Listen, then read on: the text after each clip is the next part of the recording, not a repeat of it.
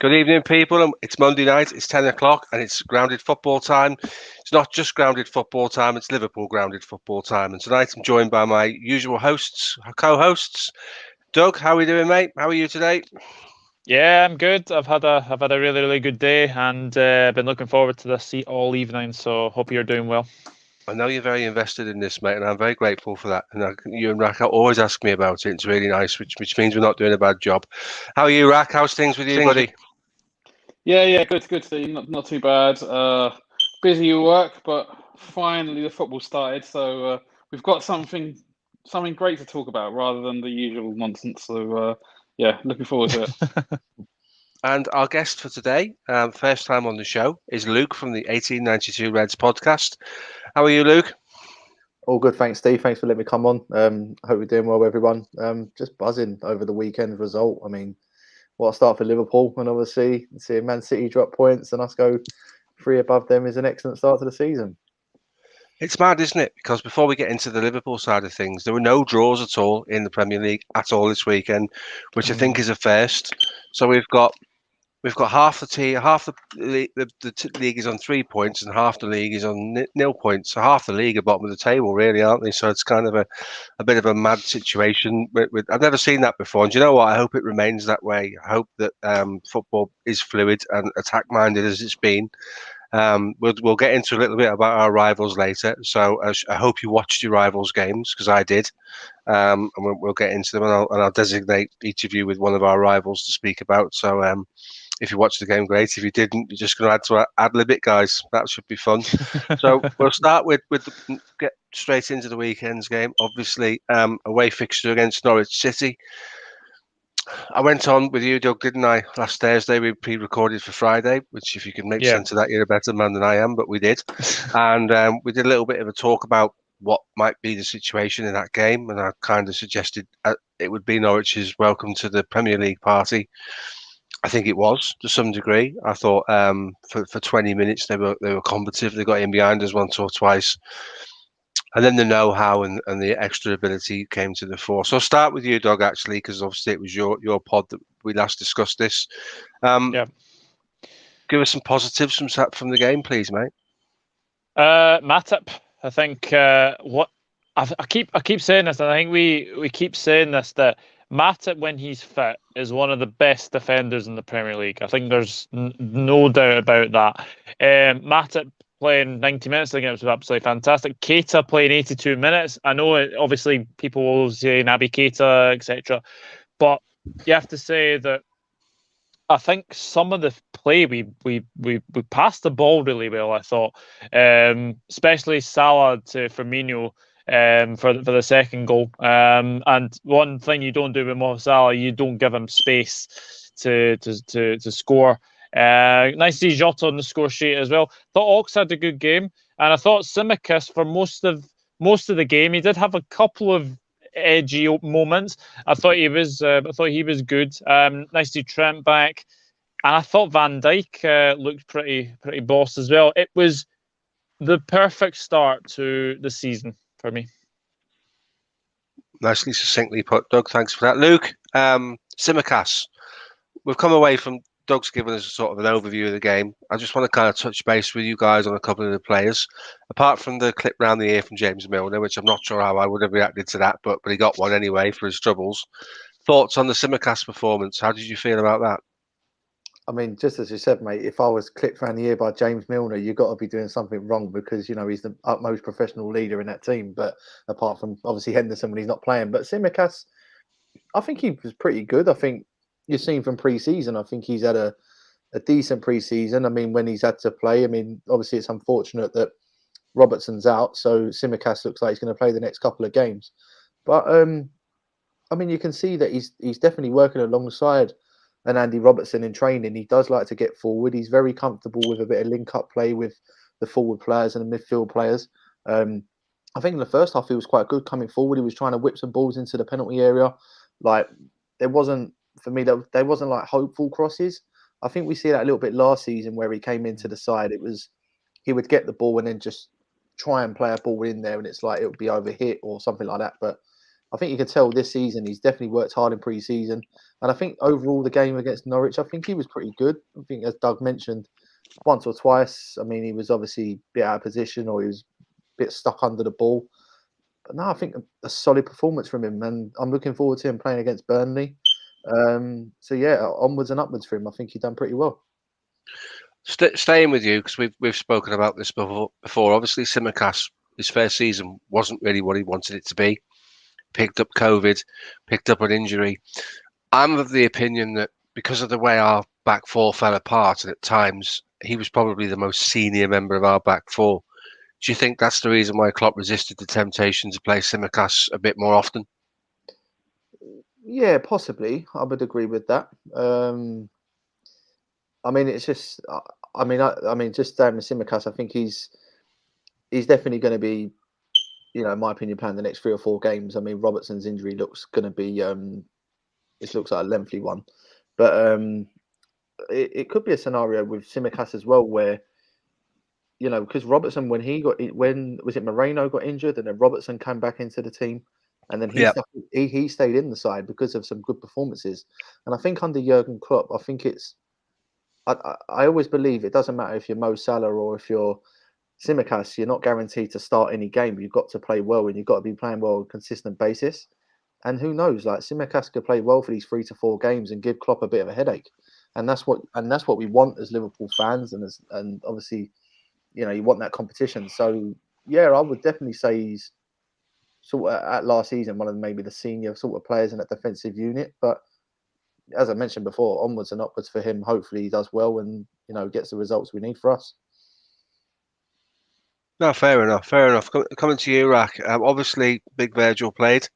I wasn't expecting him to play the full game. In fact, I didn't even expect him to start. The reason why I didn't expect him to start was no disrespect to Norwich, given the opposition. It could quite easily have been a game where we chose to give him an extra couple of weeks to prepare, because you would think any of our centre backs would be able to do a job against Norwich. Your thoughts on Van Dijk's overall performance, positionally, and all that stuff? What did you make of Van Dijk at the weekend? I mean, the starting lineup. I don't want to blow my own trumpet, but I did predict that starting lineup apart from Elliott for Ox. So yeah, I did think he would start, and I just think he was Virgil. I mean, the identity with which he plays was there for all to see. There was a couple of I think he's still easing himself back in, but and there was a couple of times when he was tracking back, he wasn't running back at full speed and all that kind of stuff. But I think he was playing well within himself. But I mean, the great thing is that he knows his own body. He knows when he'll be ready to, and he'll be 100%. He wasn't 100%, but the performance was unmistakably Virgil, and yeah, it was great to see him back. Great to see him on the pitch. He wasn't really stretched that much. I mean, we didn't really have much to do. The first major opportunity came in the 80-something minute when we're already 3-0 up. So from that perspective, job done, and Ali saved him the clean sheet, and we know how much Virgil loves clean sheets. How good was that save by Alisson, by the way? The whole situation where he made the initial save, he's up very, very quickly to deal with the second 2 incidents that arise. I think, staying with you, Rack, I think last season 1 or 2 things went against him, conspired against him. A lack of a back four sitting in front of him, the Manchester City mistakes, which we saw. Looks to have got his confidence back, because that certainly drained out of him for a period last season. Do you think that's a fair assumption? For Alisson? Yeah.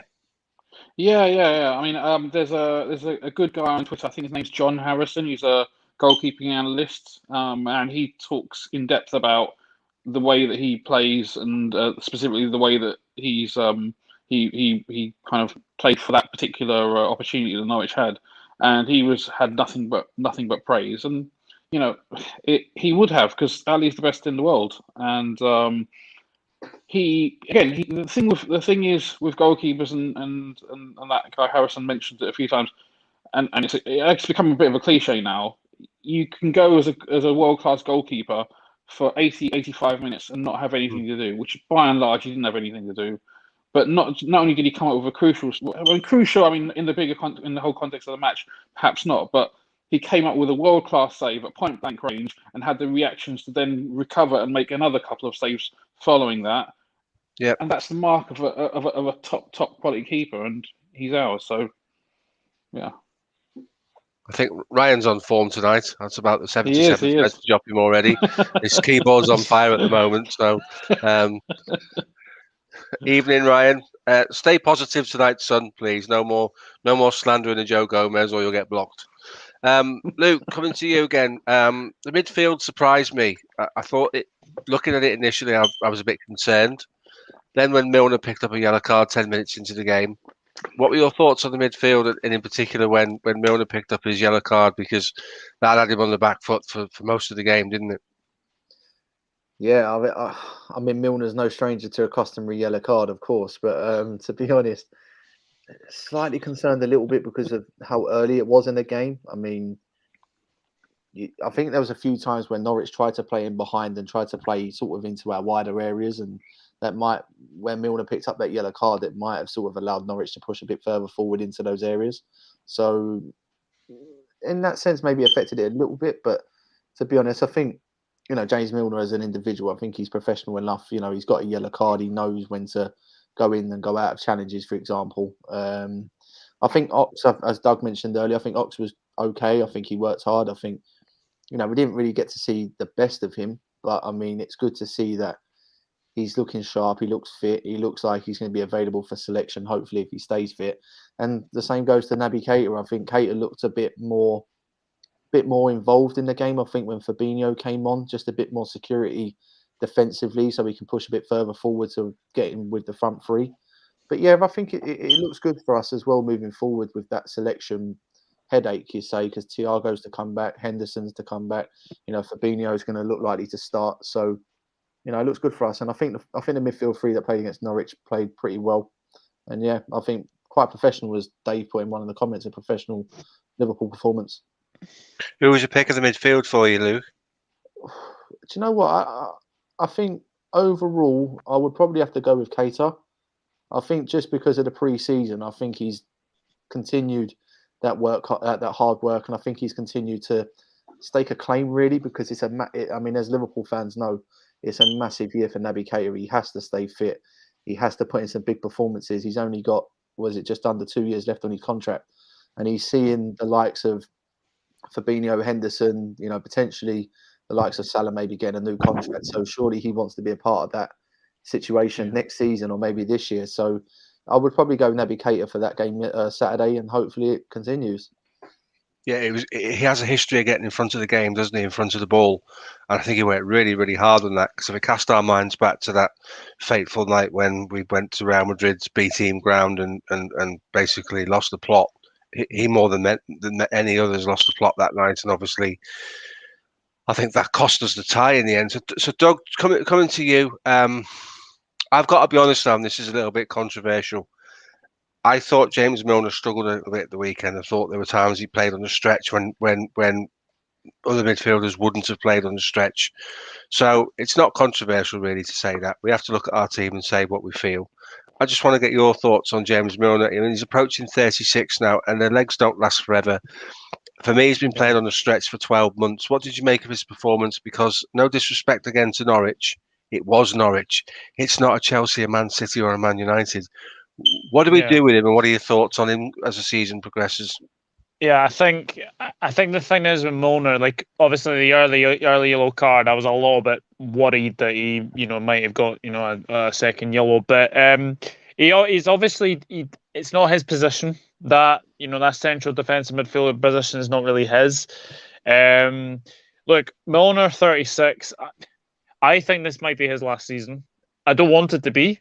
But I do think that he will probably move on at the end of the season. But what you can say, he's been a fantastic free transfer. But yeah, I thought there were a couple of times where he could have, he could have played the ball out wide, and he kind of lost it a little bit. So I'm hoping that he doesn't play there often, because I think what you'll see in the next game, I think probably Fabinho will come back in. And Milner might be the one to drop out, I would think. Mm-hmm. So I think further afield, I mean, it's a hard job, isn't it, playing in the centre of midfield? It's a hard job playing in the centre midfield in Liverpool's system because you could see clearly during the game that the press and the counter press is back. The defence are pushing further up. We reintroduced the centre halves to the halfway line, which was really nice because that's not something we've done for a long time. That makes the job in there a lot harder, doesn't it, for a man who's a tremendous footballer and a tremendous professional? But is it fair to say the legs have gone a bit? Yeah, I would hate. I obviously I didn't want to be the one to say it, but you have to say that the legs are definitely going from him. But as I said, top professional, and you don't leave Man City to win the Champions League, do you? So he'll be always thankful for that. So firing shots off. I think Millie was it wasn't a great performance from him, but it was an example of fulfilling the role that he's going to have in the squad moving forward, and has done, to be fair, for the last 2.5-3 years, arguably. I read a stat that said that he actually did cover the most distance of any Premier League player in the whole of the league this weekend. So, but it shows how that can be deceiving, because I agree 100%. He wasn't, when he needed to be at the 100% of the races. I don't think he necessarily was. But he's been a great servant, but he's obviously not part of our first choice 11 when everyone's fit. But everyone's not fit right now, so it makes sense that he comes in. And it was enough, and that's all we can ask for right now from him. He's Mr. Reliable, isn't he, James Milner? He's absolutely Mr. Reliable. So, but yeah, I absolutely agree. I think he is definitely a squad player, but a very good squad player to that effect. Yeah, I would agree. Milli Vanilli, what a man. So Dave's in the comments. Keep them coming, Dave. Hey, Dave. We're Milli Vanilli fakes, mate, so we need to be careful of the analogies we make, don't we, really? Staying with you, Rack, because you jumped in on the Milner thing, and that's perfectly fine, mate. Oxlade-Chamberlain, we've spoken. It's all right. It's all good. Fills the time, makes the show good content, so no problem. We spoke about Oxlade-Chamberlain before, and obviously we know Klopp likes him, trusts him. He thinks he can get something out of him. So obviously he got his start. Thoughts on his performance on Saturday? It was okay. I think it was more James Milner than Naby Keita. I think he tried, but in general he struggled a little bit. I mean, I think the good thing about it for all three midfielders is they didn't go gung ho. They played that controlled, measured style, which our midfielders are accustomed to doing. And if anything, that's a positive, because if someone does if one of the potential starting players gets injured, we need to put someone in there who's dependable, and that characterizes basically all three of our three central midfielders. And so he was okay, but he wasn't exactly pulling up trees. And I think if we're lucky, maybe he'll get another opportunity next week to see what he can do, and after which Thiago will probably be back, and then we'll see where he stands in the pecking order. I think it's probably fair to say, and I'm pretty sure you three guys would agree, when everybody's available, Ox is probably a guy that covers the front three more than the midfield three. I think he went with the extra mobility against Norwich because he probably felt as the game wore on, he could come into the game and get at them. What surprised me during the game was how deep Oxlade-Chamberlain was coming for the ball. I don't want to see Oxlade-Chamberlain taking the ball off our centre-backs in our own half. Luke, thoughts on that? Why was that happening? Because Oxlade is a final third man, not a defensive sort of ball carrier who picks up the ball off the defenders and then feeds it to some. Why would we see that? Yeah, it's kind of strange seeing Ox play like a Thiago type player, really, because that's what Thiago is, isn't he? He's the one that I mean, obviously he didn't play, but he's that sort of player. For me, I agree with what you said there, mate. I think Ox is one of those players that should be playing very closer to the attacking three. I just felt he didn't really do that, because with the likes of Keita maybe better going forward when he's got the ball, he's probably better linking up with those front three. And I think Milner was probably there, just for that added sort of protection in the central of the midfield, possibly. But yeah, it was strange actually seeing Ox, especially where We've seen Ox. We've been talking a lot in pre-season about how he could be a versatile false nine, how he could possibly play in the wider areas if we need to. It was kind of strange putting him in that sort of area. I mean, all jokes aside, I mean, Milner's legs are going. He could be the next James Milner in that versatile defensive midfield role instead of the attacking sort of midfield areas. Who knows? But yeah, I don't want to see that against Burnley on Saturday. If he gets a run out against Burnley, I want to see him further up the pitch. And we know how effective Ox can be in those attacking areas when he's on form. Yeah, I get that. Yeah, so I don't want to see him there. I do think he covers the front three better than he covers. I don't want to see him in the Milner sort of defensive midfielder role. I kind of need to see him doing what he does well, which is being involved in the final third. So obviously, if Thiago and Fabinho come back at the weekend, you would expect Milner and Oxlade-Chamberlain to make way. Is that fair to say? Yeah, I think so. So I'm interested to get your thoughts, Rack, on the front three, and in particular Sadio Mane, because last game of the season when the fans came back in, Sadio kind of came to life. We had a little glimpse of the old Sadio last game of the season. I'm wondering whether I can't decide whether his performance was a little bit disappointing at the weekend. So I wanted to get your guys' opinion on that, just so we can chew the fat over that and have a conversation.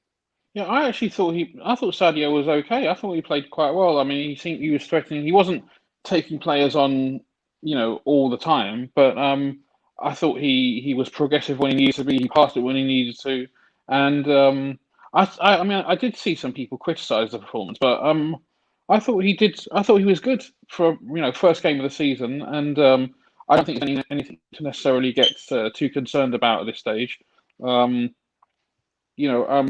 If anything, I think of the front three, even though he got the goal, Jota was a little bit peripheral. His run into the box for the goal and the finish was typical Jota. I mean, he's probably arguably the best finisher we have, or up there between him and Mo. But the rest of his link-up play and stuff, I thought was a little bit lacking. Mane was a little isolated, and the link-up with Tsimikas wasn't to the same standard that we expect from Robbo. Those two are a double act that are one of our most potent weapons. So I think we missed that a little. But I mean, yeah, I didn't think Sadio was bad at all. I thought he had a good game, a solid kind of 7 out of 10. Yeah, I thought I saw a little bit of him trying too hard again. Doug, one of the features of Mane's game last season, and I put it down to the fact that because we were so disjointed defensively in the midfield, the support from Wijnaldum and Robertson wasn't the same as it had been for the 18 months previous. Do you think it's possible that he's still trying too hard? I mean, I think he had a good pre-season, Mane. I think the thing is with Mane is that he had Max Aarons to deal with, who's a very, very good right back. But the one thing I want to see if Jota plays at the weekend against Burnley, I want to see either Mane or Mo in the forward line. For me, Jota's not a striker. I think he's more of a wide player, and I think he's probably the left-sided replacement for Mane, or the right-sided replacement for Salah. I don't think he's a Firmino. I don't think he's a Firmino as Jota. So I think with Mane being isolated, I think from him being on the left-hand side, yes, he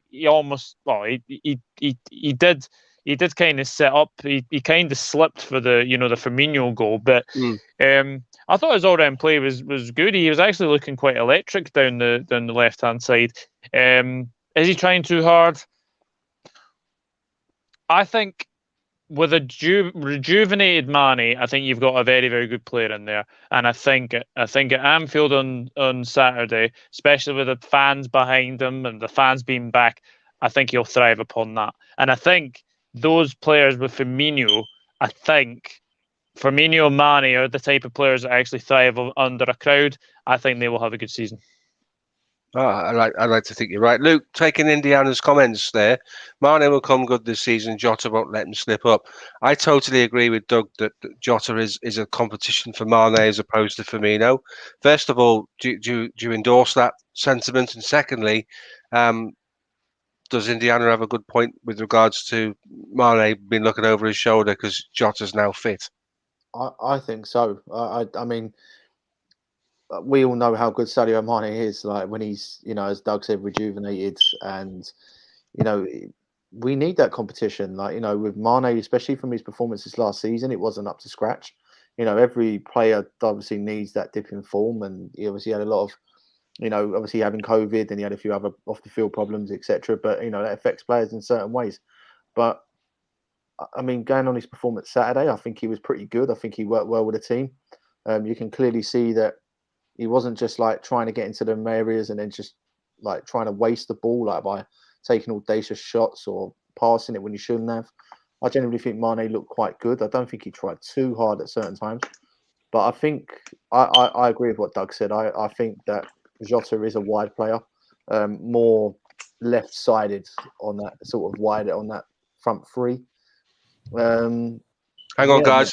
I'm just bringing the sub on. He'll be here in a second, so just add into it. Luke, I totally agree with you. I think a lot was made of his of the performance. I don't think it was bad at all, mate. I think he looked sharper. He was shown for the ball. He was turning and doing what he does, which is face people up and ask questions. They had a good link with Simicast down the left-hand side. So I think there's a little bit of an overreaction maybe for that, to be honest with you. So, it's one of those situations. We'll see what happens from him. So the big question, Rack, it's not a big question because he does it every week. Mo Salah.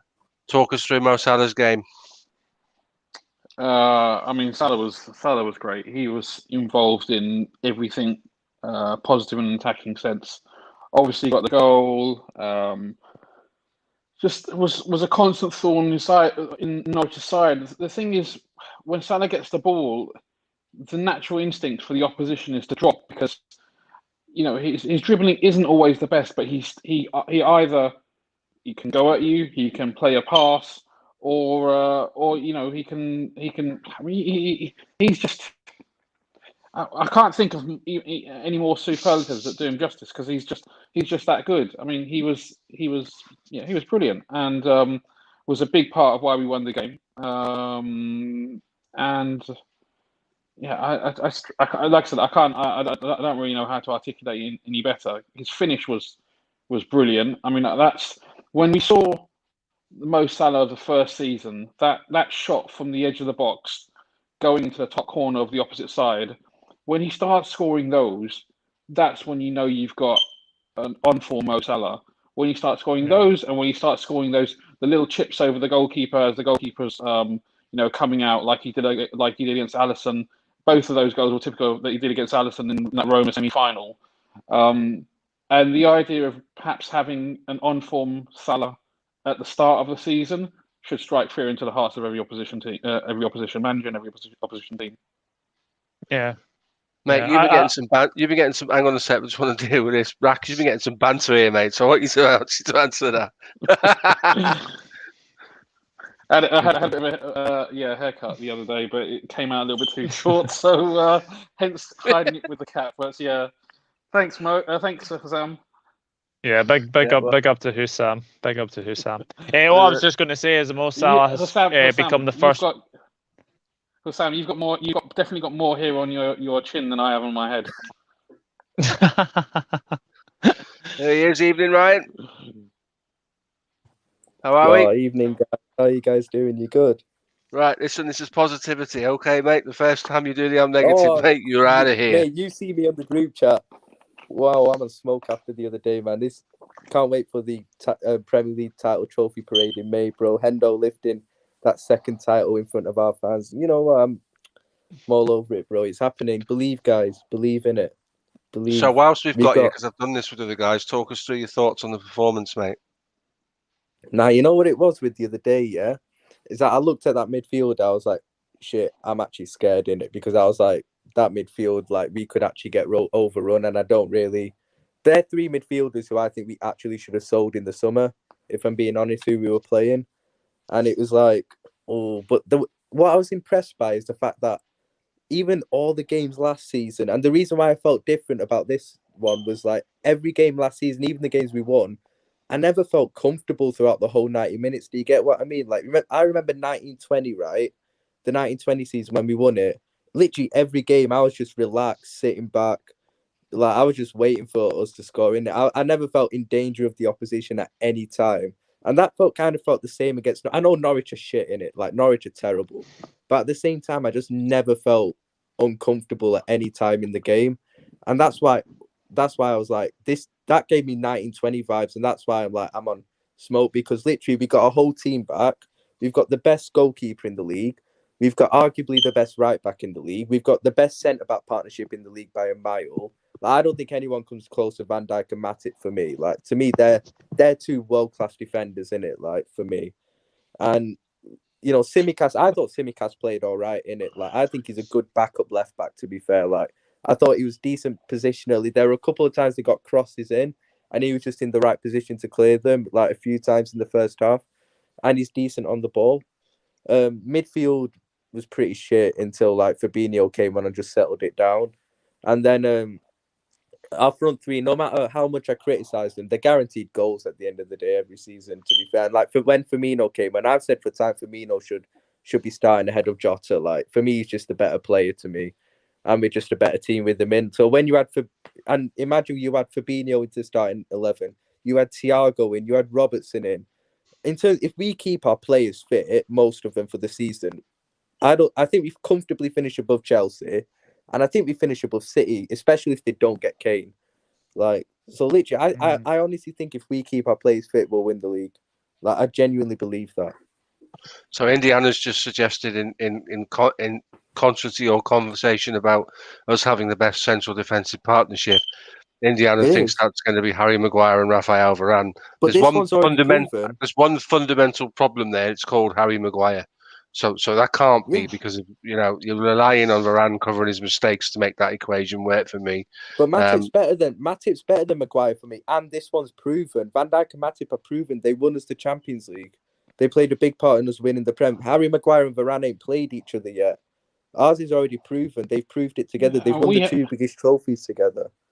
And we have two it's better than Diaz and Stones. Yeah, we've got two partnerships, and do not slander Gomez, Ryan. Oh, you know what? It's like Van Dijk and Matip's our strongest one for me. I agree. I agree. I think Joe Gomez this season is going to have to wear two hats. I think he's going to play a backup right back this year. I do think that if Trent obviously gets an injury or suspension, I think Gomez might slot into there a little bit more. I know you, Indiana. I know what you're doing.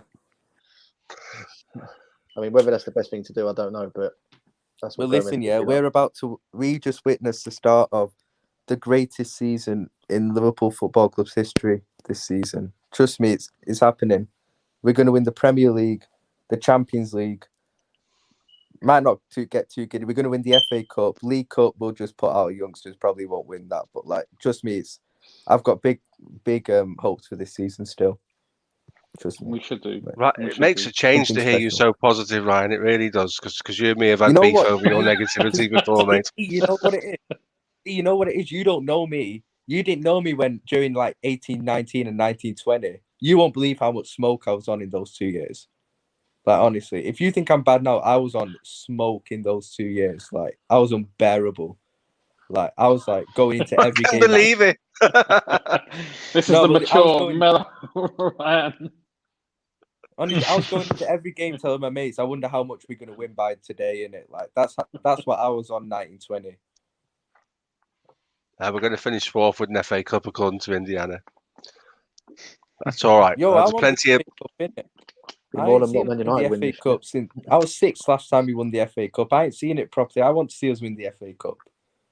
Then I'd have seen us win everything properly. Like, well, you think we'll have a defensive partnership of Canate and Gomez playing in the FA Cup, mate, and Tsimikas, and if you see Nico Williams' goal in the friendly against Aston Villa, mate. Nico Williams ain't good enough. He's not. No, he's not, mate. Notice in that goal. Not good enough. Evening, Val. What time do you call this? We've missed you, mate. So back to the game. we will have obviously more tougher tests. We think we played well. Our opposition, our rivals, don't think we played particularly well.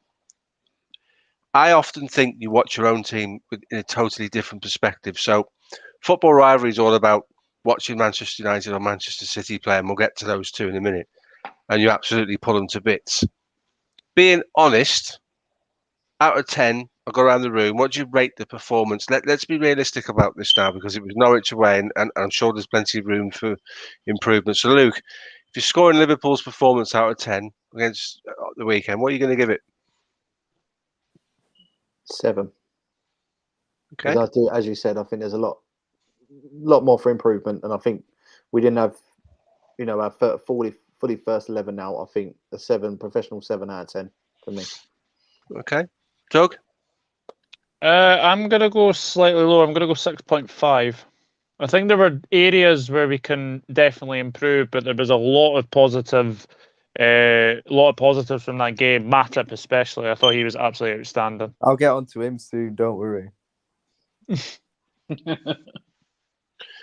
Rack, what are you gonna go with? In terms of the game itself, it wasn't the best performance in the world, but I'm giving it an 8 out of 10 because it was very reminiscent for me of our title-winning season, where we basically controlled the whole game, and they didn't have a decent chance until the 85th minute, and by which time we were 3-0 up. We got the goal, basically just play the ball around, or patient, and wait for opportunities, and then got the next 2 goals, and the game was over. Like, it was a solid professional performance. It wasn't a swashbuckling, attacking whatever, but you can have conservative, relaxed, comfortable 8 out of 10, and that's what I'm going to give it. Indiana doesn't approve, mate. So No, I'm no, sure but you two. I'm sure you two will be on a space at 5 o'clock in the morning debating this, mate. Don't worry. We already have been. We already have been. we've debriefed this game thoroughly already. So yeah, we have a slight difference of opinion, shall we say? So Ryan, what are you going to give the boys for their performance at the weekend out of 10?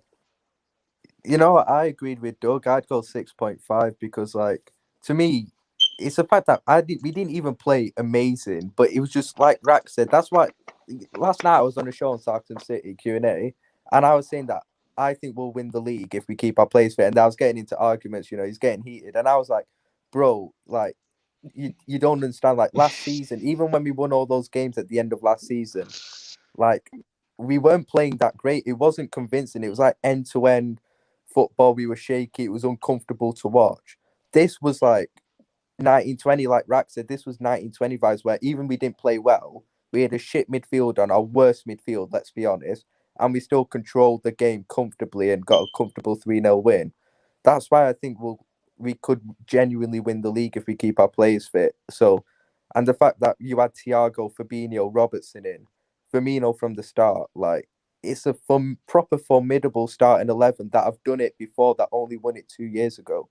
Like, that's why I think we'll finish above Chelsea, and I think we could definitely finish above Man City as well. So yeah, I think there's the fact that we didn't even play that well and still controlled the game comfortably, to me, gives me big hope. Like, especially when we get a couple of players back as well. Henderson as well into that midfield, because as much as I slander Henderson, I'd rather have him than Milner, Ox, or Keita, I have to be honest. So I'm going to be slightly more controversial than you guys. I don't think the midfield worked particularly well, and I don't think the midfield worked particularly well because Milner picked up a yellow card really early doors, and I've spoken to the other 3 guys about this, which meant he couldn't put his foot in, which meant we were a little bit passive in the midfield. I would give it a 6 purely because as soon as I saw the team sheets, I thought there was an imbalance in the midfield. You put Fabinho, Henderson, and Thiago in that side and take that midfield 3 out, or even leave Keita in with any 2 of the other guys. We might get 5 or 6 because it encouraged Norwich that we lacked that balance in the midfield, and it encouraged Norwich that Milner wasn't able to put a challenge in for 70 minutes of the game, which goes back to him playing on the stretch and being uncomfortable. Luke, question from Indiana: how big a miss will Genie be this season? I'll pass that one to you. Good thing my co-host ain't on, Doug, eh? I mean... Ricky. Oh, jeez, Ricky hates Wijnaldum. Do you know, I generally think, I mean, of course, any player that's been influential for the last 4 to 5 years at the club goes on a free transfer is going to be a miss. But this is going to sound a bit controversial. I don't think he's going to be that big of a miss of what people think. I think we need a bit more in different areas for me than what I understand what Genie would bring: ball retention, recovery runs. He will cover that back four. He will always do the dog work. That some midfield players do. But I just generally feel that we've got a lot of options in midfield that we can expand the way we play and maybe give a bit more of a tactical approach in different games. I think when we played against teams like Norwich last season, probably the season before, sorry, I know we won the league, but sometimes we're just so passive in midfield. I mean, people look at me thinking like I'm talking a bit of rubbish maybe, but I don't know. Like, I think he just slows a lot of things down. I think we need to be a bit quicker in midfield, and I think with the inclusion of a Thiago, Fabinho, Keita, maybe Ox, I think we've got enough there to, just sort of be a bit more different and a bit more sort of attacking in games. So I don't know if he's going to be I don't think he's going to be that much of a miss, to be honest. I think you've already seen as well that we've not really sort of pushed anything in the transfer market. I think if he was that really big of a miss, I think Liverpool would have acted a lot quicker. But he could be a miss. I don't know, but I think we need someone a bit more an attacking mindset in the transfer market compared to a midfield option in Genie. Fair point. Firstly, I don't think we're bringing anybody in. I think we'll see people go rather than someone come in. I think the Shaqiri thing will reach its conclusion. Listen, West Ham, if you're listening, send 15 million quid over and you can have Origi, and I'll drive him to you. Don't worry about that, mate. I will drop him off. Or Crystal Palace. Please send him. Yeah. Send him away. I think Nat Phillips will leave as well. So I think we'll see those three guys go out. I don't think we'll see anybody come in. I watched the pod with James Pearce last week, and that is the feeling with the Liverpool journalists that there won't be any additions to the squad. Purely because Klopp's happy with what he's got. And if you look at who's available right now, all the people that we would all tag as injury prone and our rival fans would tag as injury prone, they're all fit. And the rehabilitation of Gomez and Van Dijk's been quite a long one. And what's been really pleasing for me was in pre-season, both of those guys have put themselves through physical challenges. They've actually been quite robust. So they've tested the theory that the knee works again, or in both cases. So it's psychological as well as physical thing that get recovering from those injuries. Obviously, we've talked about Renato Sanchez. He's picked up a meniscus injury, medial meniscus injury, which does require some rehabilitation. So yeah, he's off the table. I was told today Klopp wouldn't get the sort of backing Pep gets at City. Do you all agree with this? I know Rack does. Surely any manager would want the ability to buy players. I'll cover this one first, guys, and I'll give it to you to comment on. I don't think if you gave Jurgen Klopp £1 billion, he'd spend it. I don't think he wants to spend it.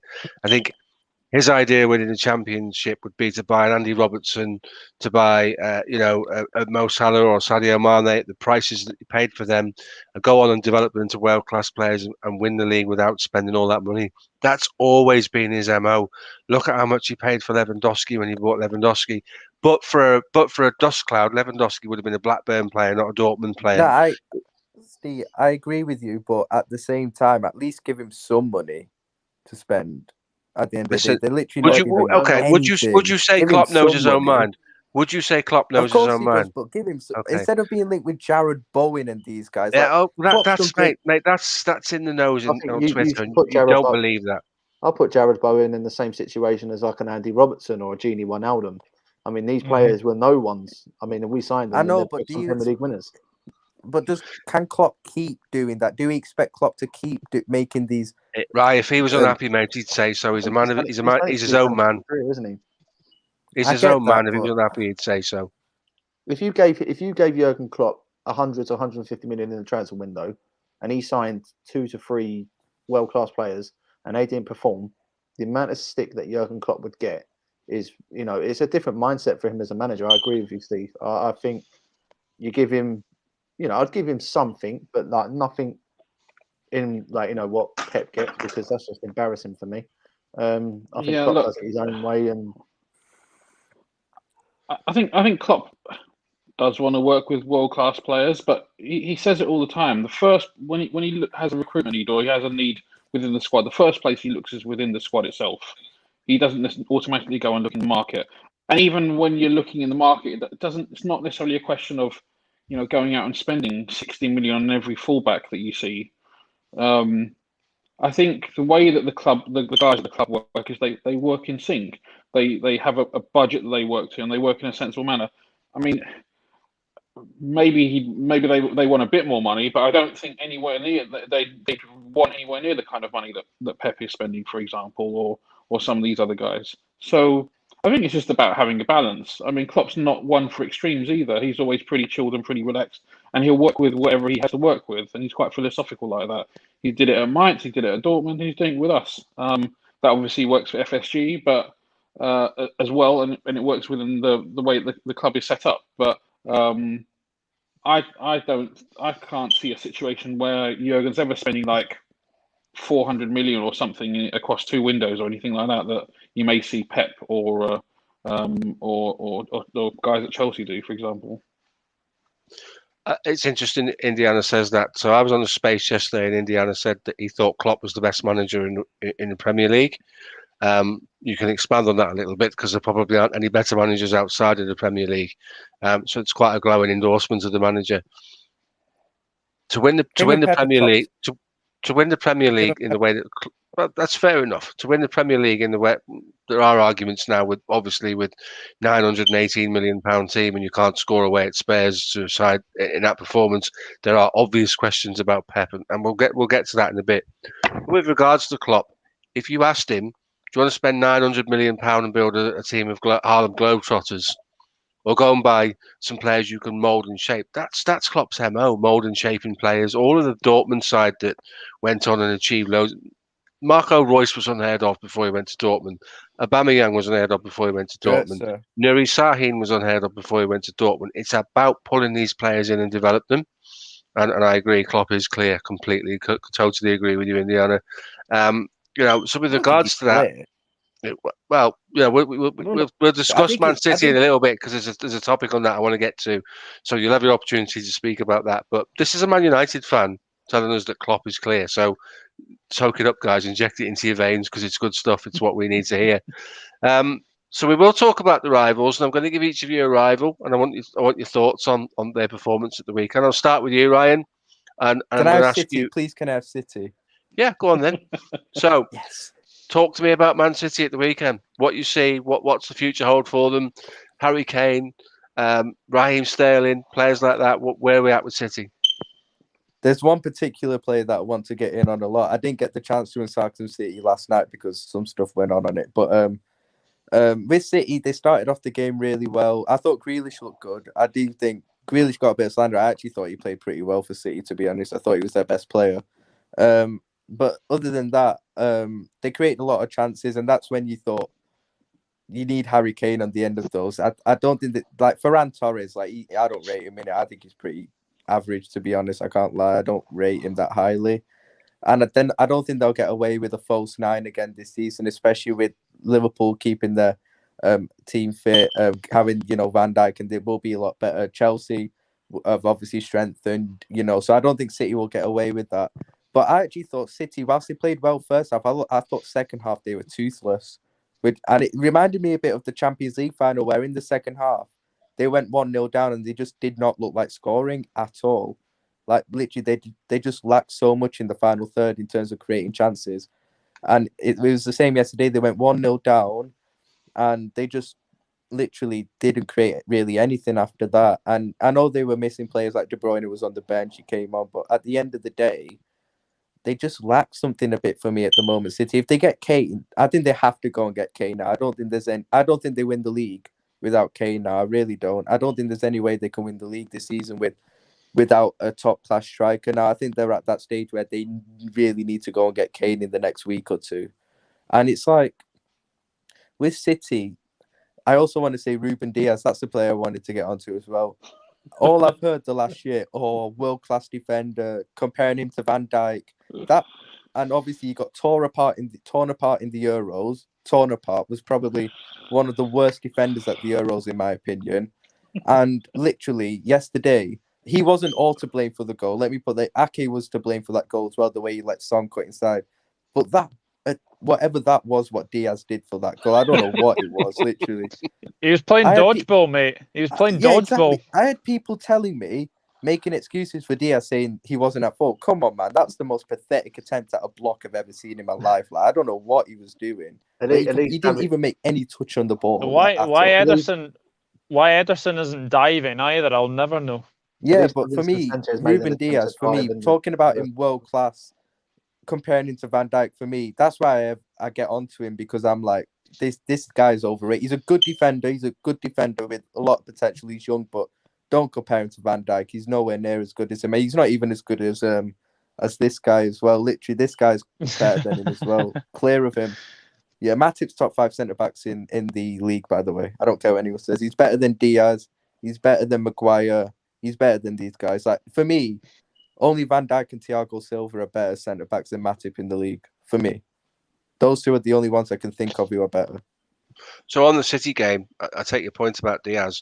When you cut inside the second last defender like they did against Ake, and then clearly there's Diaz and Ederson between the goal, natural defending sort of geographic says defender go left and goalkeeper take a step to the right. So the defender shuts down the left-hand side of the goal and the goalkeeper takes a step to the right.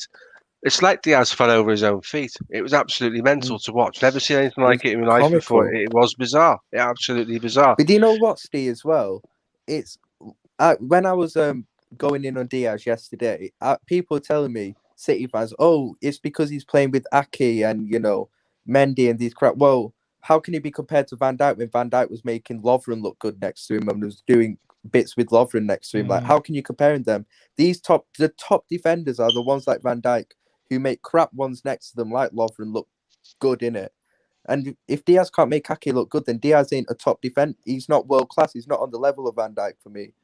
That's the thing. Like, you can't compare the two. Van Dijk's clear of him. He's clear of him. Know that, shouldn't they? City fans should know that as well, because Company made Lescott look good. Company's the prime example. He made he won leagues with Demi Kalis and Lescott next to him.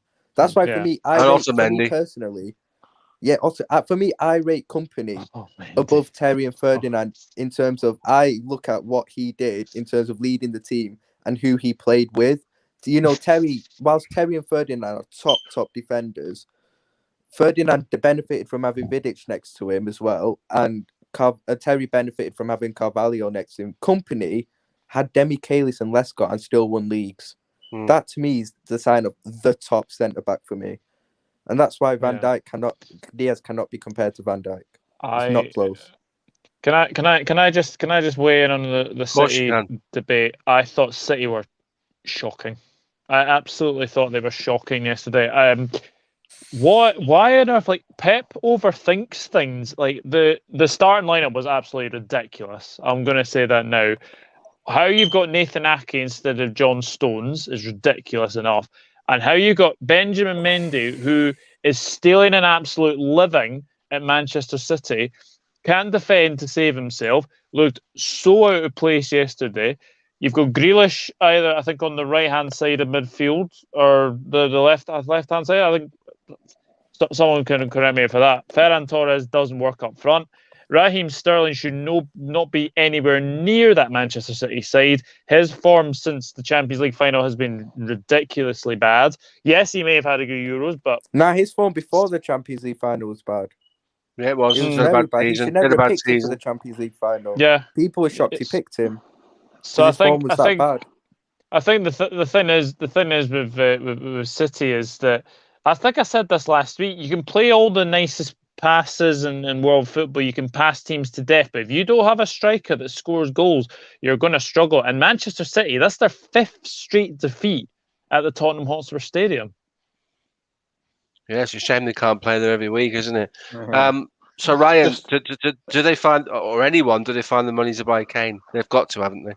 Yeah, they've got no option. They have to go and get Kane. They have to. They're not going to win the league with Ferran Torres and the Gabriel Jesus and these guys up front. That they're not. They're not going to do it this I season. saw They a need tweet. Kane. Hang on, I saw a tweet. There's a picture of Gabriel Jesus sat there in his He's Brazil rubbish. kit, sat on the stairs saying, "You're a backup striker in a team that doesn't have a striker." I thought that was absolute class. He's rubbish, Gabriel Jesus. I don't get it. He's appalling. Absolutely right. Just a quick one on City. I'm going to be a little bit more measured. I mean, look, they created a lot of chances, and they created some good big chances as well. I agree. Okay. I think Kane's happening to City. I think the problem with Harry Kane is he's got glass ankles. His ankles go every season. Let's let He's that be guaranteed Manchester 2-3 City's months problem, out. mate. Yeah. He's guaranteed Yeah, 2-3 months out. Yeah. Go on, Rack. Finish what you were saying. He wasn't injured last season, so I'm just going to play devil's advocate a little bit. I thought City they created decent chances. Some of their build-up play was a little bit questionable, but they did enough to win that game. Their XG was one expected goal more than the opposition, and if you do that and lose, that's pretty damn rare. So I think their approach play wasn't great, but they did enough to at least get a draw, and arguably did enough to win it. But they didn't get the rub of the green, and to be honest, I'm happy about it. You know one thing about City though, one weakness about them is they don't respond well to going 1-0 down. If you look at their record when they go down, they rarely come back to win. They rarely, and you saw it Champions League final, they go 1-0 down. After that, they never look like coming back. And same with yesterday, after they went 1-0 down second half, they never looked like coming back. They don't respond well to going 1-0 down. So if you get the first goal against City, it's game on. It's really game on. I wanted to add about what Doug said earlier or we've been mentioned about Milner. How bad did Fernandinho look in midfield, and how leggy he looked? He's getting on there. It's his last year. Yeah, it's a similar scenario of what we said about Milner. Like if they're running past midfielders, I mean, he just got overrun time and time again, and it took Pep until the 75th minute to bring De Bruyne on. And he kept him on for the whole game. And you've got Rodri, that's £60 million on the bench, who for me would have been able to make the midfield a bit more compact. But Pep's a genius, and we're not. So.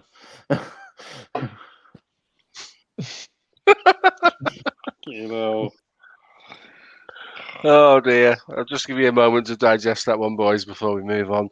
So come to you, Luke. Chelsea. Did you see anything By the way, Chelsea Steve, over I the have weekend? to go now, mate. I have to That's go all right. now, but cheers for Thanks letting for coming me on, Big mate. up you guys as well. Take care, Cheers, buddy. Ryan. Take care. Take care. Luke, Chelsea. Did you see the Chelsea game at all? Did you see any of the highlights of the Chelsea game? What were your thoughts be on Chelsea?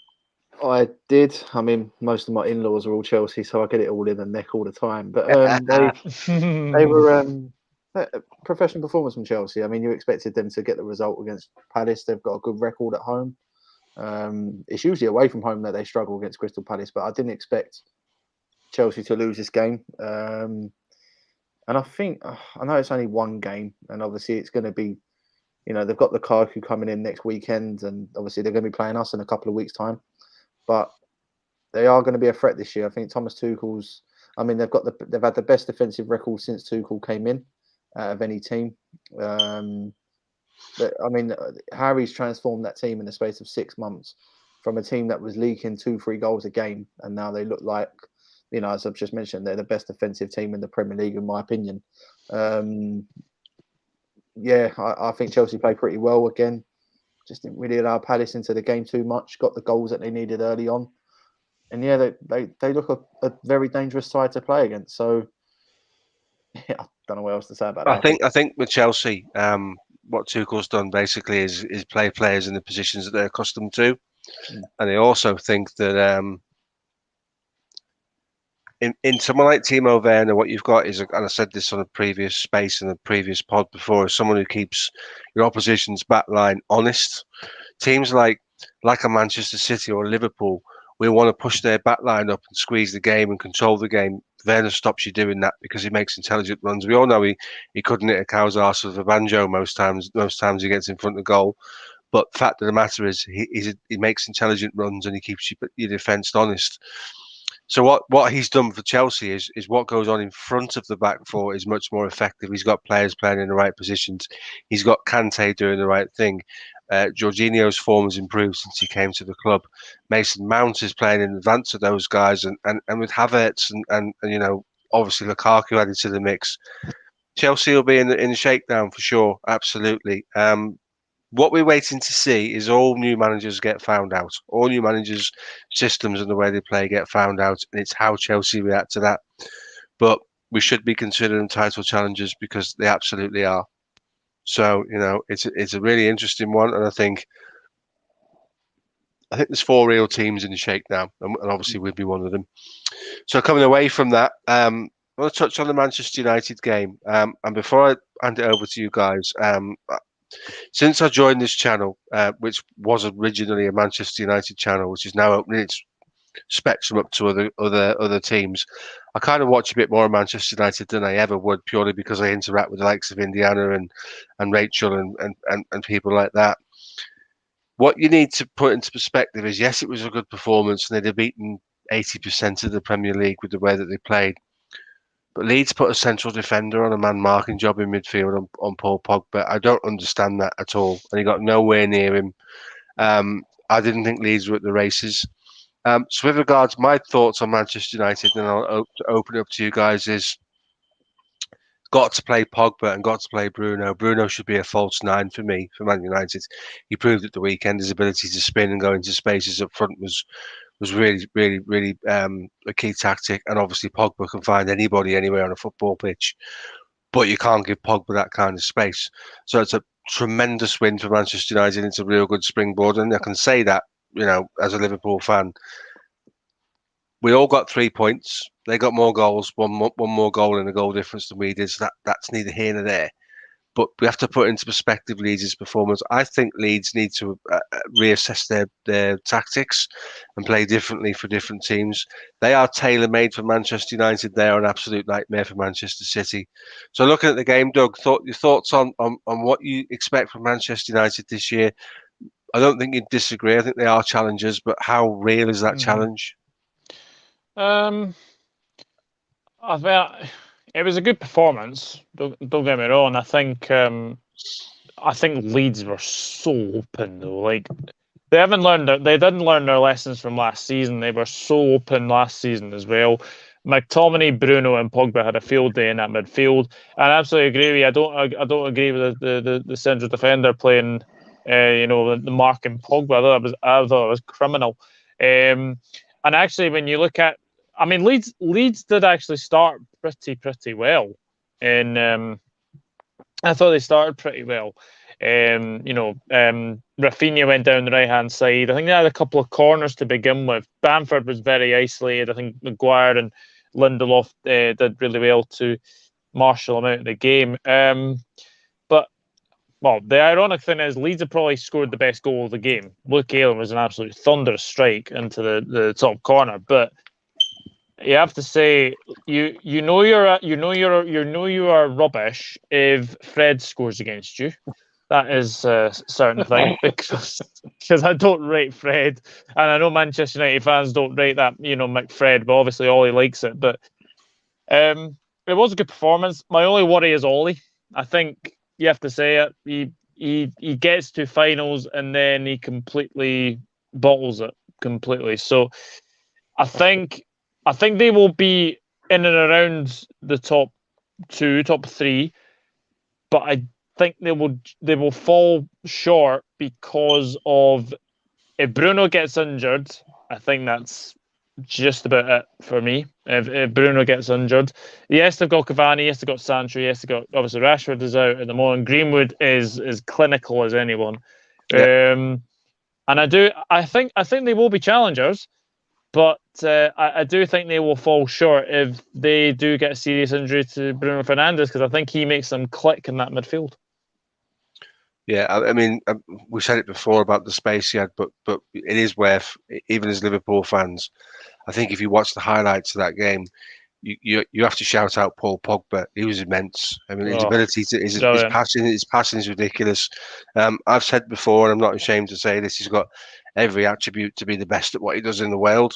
Sometimes he just doesn't engage the brain during the game, and obviously they didn't give him any defensive responsibilities, and that was key. But also, Leeds never asked enough questions to make him play in any form of a defensive capacity.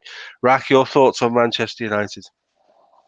I mean, yeah, United was a good performance. I think Leeds kind of played into their hands, but as any good team, you need to take advantage of that. And I thought it was a good performance. Leeds, you're absolutely right. What you say. Sometimes teams are made for each other, and sometimes they're absolutely not in the best sense. So the way that Leeds played, it just played into every strength that Manchester United had. I mean, the last time they played at Old Trafford last season was 6-2. So I don't think necessarily Leeds have learned anything from that.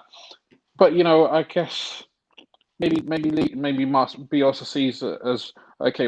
This is our first game of the season. We'll play this way because this is how we're going to play against the vast majority of sides, and this is going to help tune us in.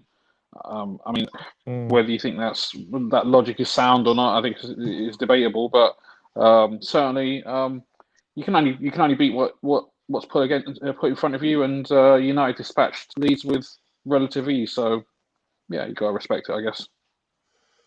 Oh, you said that through gritted teeth there, didn't you, mate? You really did. I know it's very difficult as Liverpool fans to sort of give credit to Manchester United, but I think if anything, what we do, guys, when we sit in these podcasts and on these spaces and we talk about football, we probably have to become a little bit more rounded in the way that we look at football. We can't be so belligerently Liverpool and think it's just Liverpool, Liverpool, Liverpool, because it warrants so much more now, doesn't it, having these conversations? I think it's a four-way. I think anybody from the four teams that will be the usual suspects puts 10, 12 wins together. They're going to be difficult to stop. I think this is the strongest top four potentially if you look at the squads that there's been for some time.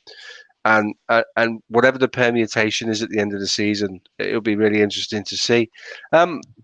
Before we close, guys, I was really impressed with Tottenham. I said, and I'm going to do it again here, Doug, aren't I? You know what I'm going to say, don't you? I came on your show and I called it that Tottenham would come out and put in a performance. I thought they played as a unit. I thought they played as a team. I really think they responded to Nuno's tactics. I thought they were really good. I've never seen Davinson Sanchez play like that before. He's been labelled as a donkey by most of the Tottenham fans for the last 2 years. I thought he was a colossus. Tanganga was amazing on that right back position. Interesting that Doherty missed out, even though he was Nuno's at Wolves and he didn't play. Open to you guys. Talk to me about Spurs because I have to say I was really impressed. Sanchez is a funny one. Oh, sorry. Yeah, Sanchez is a funny one because he was really highly regarded at Ajax and played. I think he was 17 or something when he played at United. Played United in the Europa League final that time. Him and De Ligt and yeah, I thought he was going to be a monster, and he's kind of dropped off a little bit, but he has got talent. He's got all the raw attributes. He's got pace. He's got power. If his reading of the game is lacking a little, and sometimes he can be a little rash, but that comes with experience. And he's gone off everybody's radar in the last couple of years. So I hope Nuno can get him focused because he's got the potential to be a really good defender. And yeah, when the first year and a half when Poch was there, I thought he performed well, but yeah, more recently it's dropped off. I think there's a different life with a couple of players from Spurs. I mean, looking at that team yesterday, I mean, Dele Alli for me just looks a different player. Obviously, one game, but just looks a different player. You can tell with the pre-season under a new manager, the way he wants him to play. Dele Alli he played a lot deeper than what he usually plays. I think the front three were very effective on the break, as I mentioned before. But they were just allowed to pass Man City's midfield because Man City were pressing a couple of players further forward, and it just allowed Spurs so many gaps to go into them forward areas. And I think Dele Alli worked his socks off. I think he was brilliant. Again, Tanganga, I mean, what a good youngster they've got over there at Spurs. I think he's an excellent defender, strong. He's everything you want in in a defensive player. And as you said about Sanchez, when they signed him from Ajax, I thought he was an absolute bargain still, like for the price that they bought him for. He's had his moments, he's had some ups and downs, but under this new manager, I think Tottenham are going to be probably a team that you want to avoid playing for a while. So if you need 3 points, if you're in a bit of a bad run of form, Tottenham's not really a team you want to be playing against. Doug? Yeah, absolutely agree with that. Nuno has now beaten Pep 3 times, 2 with Wolves and obviously 1 with Spurs as well. He had the game plan and it worked to perfection. He did really, really well yesterday. I thought they were very, very good. And, the front three of Bergwijn, Lucas Moura and Son definitely gave City a lot of problems. I mean, Son should have had another one. I think it was just wide. He turned Aki inside out, who had a ton of time of it, has to be said. But yeah, I think I don't think many teams will want to play Nuno's Spurs. In all honesty, he's a good manager, Nuno. I think he did well at Wolves what he had, and I think he could do well with Spurs. But I think what's going to let them down is going to be interesting to see the Europa Conference League, that Thursday to Sunday football. That could be very interesting. That's affected Spurs a few years, isn't it? Even Yeah. like Europa League, Yeah. It's affected Spurs a little bit. So, yeah. I also think that Nuno was a goalkeeper. Nuno played in Mourinho's Porto side. Don't know if you know that, in goal. Yeah. I think because he's defensively minded and he knows how to set up defensively, and he would have learned a lot of that from Mourinho. I think Sanchez will benefit from that. I mean, we've all dug out Eric Dyer at every opportunity given to us, because there's certain people I don't believe are professional footballers, and he's one of them. But you didn't even know he was playing yesterday. So he didn't put a foot wrong. Sometimes when players go unnoticed, you can say, actually, that guy didn't do too much wrong. So I thought Spurs were really, really good. And do you know what was really nice? The way that the team was responded to by the fans at the end. And okay, you've beaten City. You don't need to go and make heart signs to the Sky cameras because you won the first game of the season, 1-0 against Manchester City. That's a bit OTT. But they're building something there, and I have been a fan of Nuno for a while. And as soon as Mourinho went, I thought that was a logical choice. I don't understand how Daniel Fonseca was interviewed ahead of Mourinho, of Espirito, because there's no sense in that at all. The guy's got zero credibility in terms of as a manager, so I don't get that. So we'll close with a round robin on Arsenal, boys, because I watched the game because it's the first game of the season and I really wanted to watch it. And I go back to what I said to you, Doug. These are welcome. This is Brentford's welcome to the biggest day of your football life party. Top flight Premier League game. Ironic that it's the team with the least history in the Premier League or the top flight versus the team with the greatest history in terms of length of service in the top flight. Brentford were never in danger of losing that game against Arsenal. I thought Brentford were really refreshing. I thought what is interesting is the manager came out and said, I thought we'd have too much for them. Is that really where Arsenal are at right now? Question for you. Are there 9 teams in the Premier League whose squads are better than Arsenal? Are Arsenal now a mid-table club? I think you've hit the nail on the head. I think Arsenal are going through a transition of I think the fans just accept it now, to be honest with you.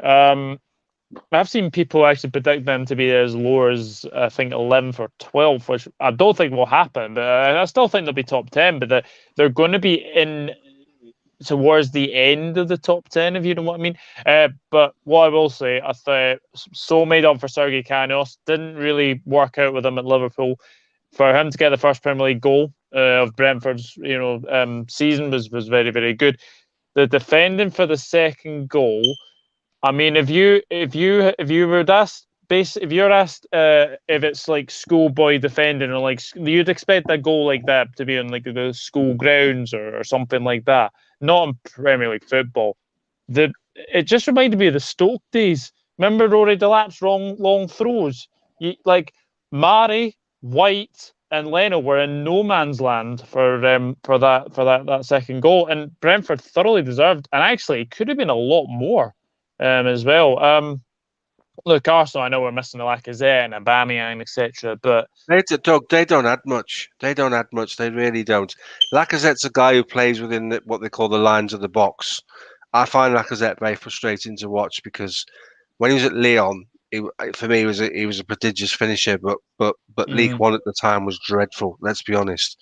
And then they bring Aubameyang in, and Aubameyang's biggest trait is similar to Lukaku's in that he wants to play on the shoulder of the last defender because he's big and he's strong and he will get to the ball first. Yeah. I just don't understand why they play him on left midfield. So, question for you guys. Rangers have dropped out of the Champions League and gone into the Europa League now, which would be a blow for Steven Gerrard because he wanted to try Rangers in the Champions League. Steven Gerrard for Arsenal. How crazy an idea is that? Do you reckon he'll downgrade himself? It's not a downgrade. He had no bit. Listen, Hussam was right in a space on Sunday. Rangers had no right to get to the quarterfinals or the last 16 of the Europa League, beating teams like Porto and things like that. They were punching well above their weight. They had no right to be there. There's got to be a point in his career where he looks at it and says, I was a centurion. I was an invincible. What more can you do in terms of your career in Scotland, apart from win the quadruple and be Brendan Rodgers, which I'm sure he doesn't want to be. But, at the end of the day, it wouldn't affect his journey to the Liverpool hot seat if he went to Arsenal ahead of that, because I firmly believe Gerrard needs to gain some credibility south of the border in a real football league. No disrespect. Well, it is a little bit of disrespect to Scottish football. I'm sorry, Doug, but, at the end of you have to look at it realistically. At the end of the day, to be Centurions and undefeated in the way that they were, not too many sides in Scotland put up a challenge for Rangers last year. They were head and shoulders above everybody else. He has done his job. He went to Rangers to take them from third place to first place, and he's done it. And he did it really, really well. There now has to be a point where Steven Gerrard starts looking at saying, what's next for me? Where do I go? He needs to come south of the border. He needs a decent sized job. That's his audition for the Liverpool job, not Rangers. I think, I think you saying that, mate, I actually agree with you. I think it's as big of a club Rangers are in Scotland, and obviously, we all know what Rangers are about. It's the Premier League is the best league in the world, and for me, Arsenal right now people still consider them as a big six or something like that. And for me, they're an average side at the moment with my brother's an Arsenal fan, and he was saying to me about what's it like being in a transition period, because that's what Liverpool were in 10 to 15 years ago. And that's just how bad it's got for Arsenal. I said to him, what are you talking about? Arsenal? No, he said, you're struggling to score against Brentford. You're in trouble, right? Liverpool used to struggle to score in numerous games against not average team, but like smaller sides in the league. And I think you're saying that's I think it could be a good option for Gerrard, possibly. I mean, again, Premier League option. It's a big club, and if he turns it around, then it's definitely an audition for Liverpool in the next few years. You can't let it go, can you, Indy? You can't let it go, mate, can you? I think Gerrard would do good at a club like a Newcastle, or really under different owners, maybe under different owners, maybe different owners, yes. But I feel that he would actually do better than Steve Bruce at Newcastle.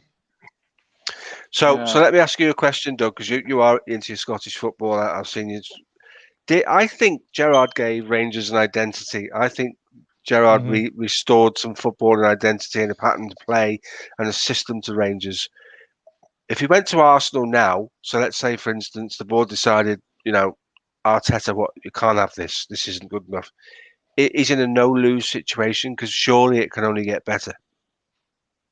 Absolutely, yeah. I think if Arteta can get the best out of these players, then Gerrard could come in, give them a big lift, and I think look, the thing is with Arsenal is that they have to have a better season because they've no Europe, so there's no excuse now. They can focus on the league and they can focus on the two cups. Why not give it a go? People would probably expect them to probably finish 6th or 7th, but at the end of the day, that Arsenal job is really a poison chalice right now. So I honestly, I wouldn't blame him. I wouldn't blame Gerrard if he didn't go to Arsenal. But if you look at Arsenal's squad, go on. Yeah, this is the thing. Like I was chatting on Spaces yesterday until God knows what time with a load of Arsenal fans. We were going through one of the hypotheticals we talked about was potentially Gerrard going, a person who I think would have been great at turning them around, stabilising the club would have been Rafa. He's not the sexiest name, but obviously he's at Everton now. But I'd just be a little bit cautious if I was Stevie that Arsenal, big club, great club, a lot of history and all that kind of stuff. But the fan base at the moment is really poisonous, and I don't mean disrespect to them. I just think that they're just very, very jaded. What in terms of managerial growth for Stevie, because his long-term ambition is to manage Liverpool, and I think if he proves capable of doing that, then that would be great. It would be to go somewhere like Germany, because the issue you have in England is if you take over a Southampton or someone like that, I think the scope to do really well is limited, just because you've got 5-6 teams that are going to be going and getting to Champions League places and the Europa League places. Not guaranteed, but even Leicester, who have built over the years, have built a solid squad and have been given time to do so. They're going to probably arguably take up one of the Europa League spots. If he can go to a good, solid German club, learn the ropes more, work in a different league, different tactical aspects, I think it would help him, broaden his horizons as a person and as a manager, and give him some scope to, take, I don't know, by Leverkusen to the Champions League and, play in the Champions and have a decent opportunity of winning games and doing well. And I think he'd probably get a bit more out of that, both professionally and also just as a person as well. So that would be a good grounding for me. Yeah, I think I get what you're saying. Someone else has sort of suggested Dortmund might be an option for Gerrard. That might be a bit big. It's maybe one of the sort of sleeping giants, if you like, because there's a lot of them in Germany. To be fair, isn't there? Teams that have had some success and sort of faded away. You look at Schalke; they kind of came strong for a few years. Kaiserslautern, Werder Bremen, Wolfsburg are all sides with pedigree that are looking for somebody to sort of wake them up again. I just don't know if you're not in the big 2 or 3 in Germany, is it sexy enough for someone like Gerrard to go there? I'm just not sure about that. It's one of them. Well, here we go again. Look, we've got a Manchester United fan and we've got a Chelsea fan in here, and they're disrespecting our show. How disgusting is that, eh? At the end of the day, look, we said it before, just before we closed. There's 4 teams for me in the running for the Premier League. The team that finished above Chelsea, playing with 21 different central defensive partnerships, just to re-educate Jem while he's in, and finished the season with Nat Phillips, a Bundesliga 2 player, and Reece Williams and Milton Keynes, or wherever it was, Loney, helped us to all but 4 points from the last 10 games of the league. So don't worry about Liverpool, Jem. We'll be good, mate. We'll see you at the top of the table at some point, no doubt. We'll see you in 2 weeks. Yeah, we will, and it's Anfield as well, mate. So it won't be the same as it was last time. So we've got fans in there, and it'll be a different situation. It's just a shame Frank's not coming, because I'm sure that would have been good to carry that conversation on, wouldn't it? So, Jem's a good boy, but don't need to come on here dissing us, Jem. Quick question before we go. If Shaq goes to Leon, I would take Usama Waf, then similar to Kejan, Hoover, and Jota. Thoughts? Ulas is a nightmare to negotiate with, and he thinks Husam Uar is the next massive thing. I know he reckons he'd sell him for 25 million euros. That's the least Ulas thing to do in the world. We'd probably have to spend quite a bit of money to go the other way. He's only got a year left in his contract, so that. No, Jem, we weren't, mate. Not with those injuries. Well, I mean, we'll see. I mean, his stock has fallen a little while over the last 12 months, so there isn't as many teams going for him. He's undoubtedly talented. He was one of the guys that, when we were going for Fekir, was touted as the guy we were really looking at in midfield. But yeah, we'll see. Cool. Right, guys, before we go, just round robin, tell us where you are. Luke, where can we find you? What have you got coming up? And if any of you guys are watching, haven't subscribed to the 1892 Reds podcast, please jump on and subscribe. Podcast is a community. I think we should all support each other and jump on each other's channels, irrespective of who you support. Yeah, no, I fully agree with that. Thank you very much for letting me come on. Really, really enjoyed the show. And as you mentioned, yeah, my YouTube channel, mine and Ricky's YouTube channel, 1892 Reds podcast. We've just done our reviews for Norwich. We've just done our Premier League roundup as well. And on Wednesday, we have got our preview for Burnley, which we are going to be joined hopefully by Chris Pajak from Redmen TV, which would be excellent for him to come on. Nice. And yeah, so obviously, if you're new to the channel, please come and join us. Subscribe to us, and obviously we're on Twitter and Instagram as well with the same 1892 Reds podcast. So again, Excellent. thank you very much. Let me come on. We'll have you on again, mate. Don't worry about that. We'll certainly have you on again as the season goes through, and I'm sure all of us would be glad to come and help you out on your channel as well. Yeah. Doug, where can we get you and what you up to? You got holiday coming up, haven't you, mate? So it's going to go stealth mode, aren't you? Yeah, I'm away to Lincoln for a christening, believe it or not. So that should be good fun. But yeah, you can find me on the Dugout Football channel. Obviously, Steve was on last Friday. So that was very, very good fun as well. And what's coming up on my channel? I've got a Burnley preview on Thursday, I think, with Turf Moorhouse, I think is the guy's name is. So that should be very interesting. And got a few videos coming out this week as well. But yeah, I am away from Friday to Sunday, so I'm hoping to catch the game, but I'll see what I can do.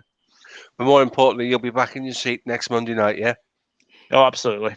Yeah. Good man. I'd have had words with you if that wasn't the case. Don't you worry about that. Rack, here he is, Mr. Spaceman, and I mean that. But listen, if you're ever stuck for something to do at 4:45 in the morning, you can find Rack sitting there as a listener on Space, listening to all that's going on for hours on end. Usually Hussam and Mahmoudin's Space, which are ridiculously colourful if you're ever looking for something to do. Rack, tell us where we can find you and where we can follow you, pal. Yeah, on you can catch me on the terrace with Jamie, Indiana, Terry, and the guys and girls over there. Twitter, that's my handle. So yeah, just you can follow me on that, and Twitter Spaces usually that I'm on until some ungodly hour. Here, obviously, and I just wanted to give my niece a shout out. Hopefully, she's watching. But hi, Sammy. That explains why you haven't swore tonight. Evening, I Sammy. need food. Uncle Rack's been a good boy tonight. Right, guys, thanks very much. Once again, thanks for all those people in the comments. You guys help make these shows as well. Some indifference in there tonight, but hey, how we go with it. It's all part of the banter. When we get Chelsea fans coming in and having a pop, you know you're not doing too badly as a side, mate. That means they're worried about you when they're giving you grief on your podcasts. So until next week, tune in to the other shows that the First 11 have got going on. There's a lot happening on here at the moment. I've tuned into a couple of the other shows, the teams. I didn't listen to the Manchester United one, so I'm just interested in perceptions and what these guys want to do. Fraud Watch is always a good watch. Jump on the YouTube channel, give us a like, give us a subscribe, smash the like button, leave us a review. Onwards and upwards for the First 11, guys. We can't do that without the people who watch and support. So let's do it. Let's get it done. Let's get this channel up and going and followed and subscribed, and let's grow it. Okay, thanks everyone. Cheers. Cheers. See you later.